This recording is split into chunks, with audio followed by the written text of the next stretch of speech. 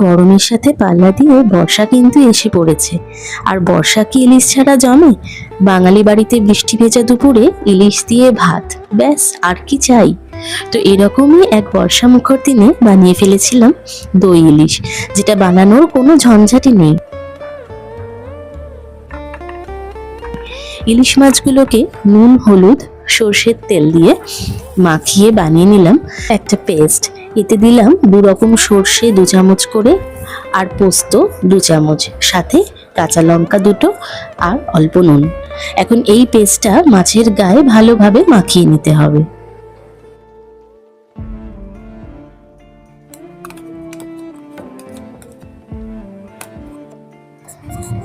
এরপর 150 গ্রাম টক দই অল্প নুন আর চিনি দিয়ে ফেটিয়ে সেটাও মাছে মাখিয়ে আরও কিছুটা সর্ষের তেল আর কয়েকটা চেরা কাঁচা লঙ্কা দিয়ে রেখে দেবো মিনিট 15।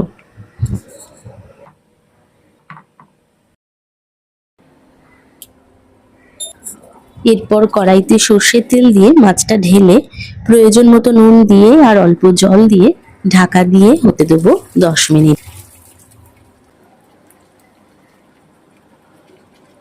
ব্যাস, তাহলেই তৈরি হয়ে যাবে দই ইলিশ।